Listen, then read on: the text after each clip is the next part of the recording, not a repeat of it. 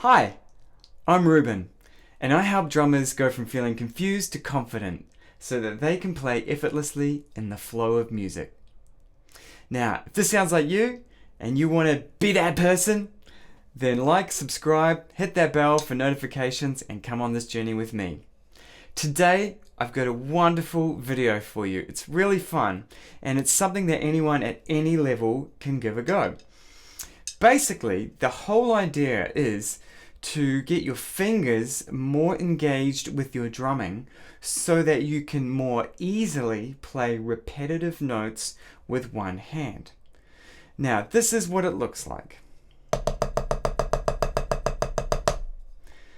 It's a great technique because what you can do with it, well, it's up to you what you do with it, but some cool ideas are just basically keeping time on the hi-hat, or being able to keep one sound going on one drum while the other hand is moving about freely. Or look, anything that you can think of, like mixing up with two different hi-hats or two different rides. It's really great. The whole point of this is that it should be super relaxed. Now that's the main thing to remember with anything you're doing with drumming, especially when you're working hard and practicing hard. Be relaxed. Okay, so the way to do it is to first have a little think about how you just play a normal everyday note.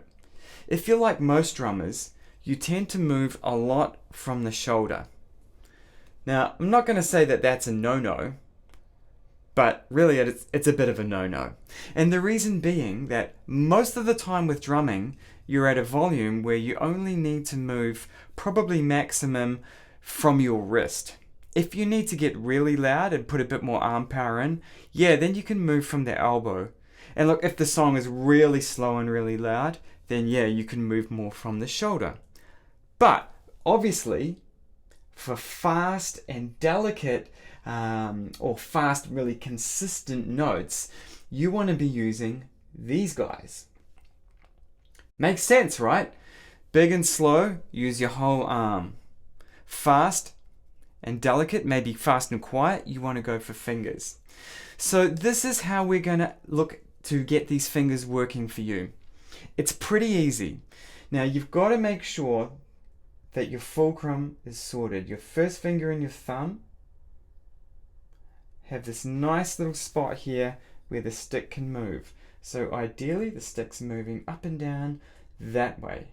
Now to do this, you want to have your hand in this position, not this position.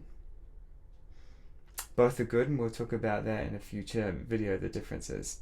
But essentially, you want to be having the stick pivoting over that first finger, and the thumb is controlling it so that it doesn't kind of fly out of your hand, because it's pretty hard to drum fast if you're not holding a stick, right?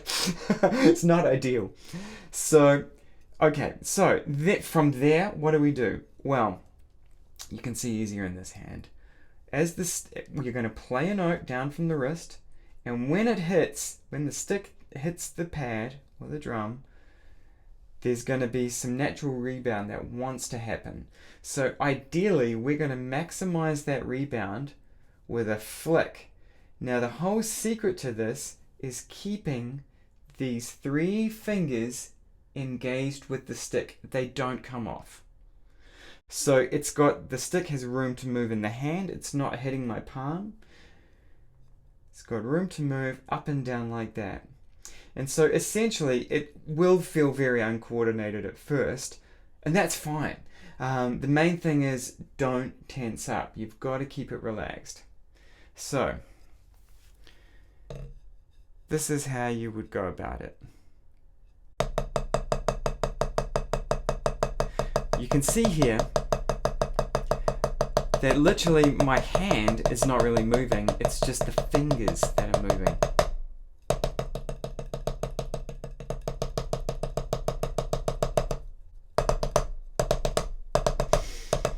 So it does feel a little bit strange, but ideally, once you get one hand working,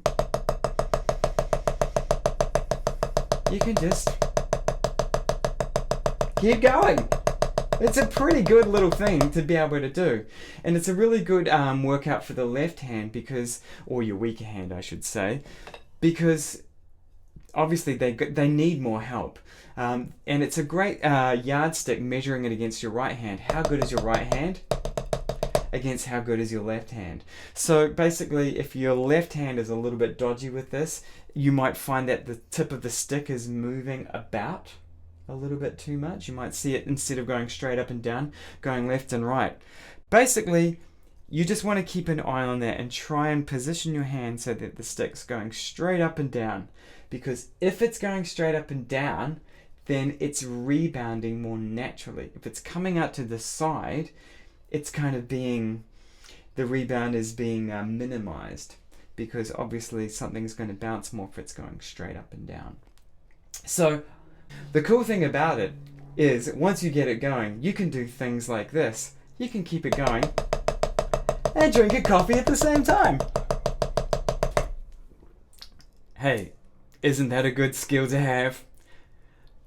Thanks for watching, everyone. I hope you liked the video.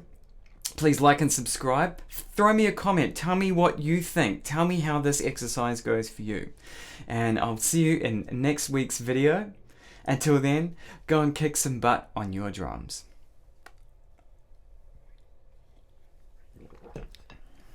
Oh, coffee, good.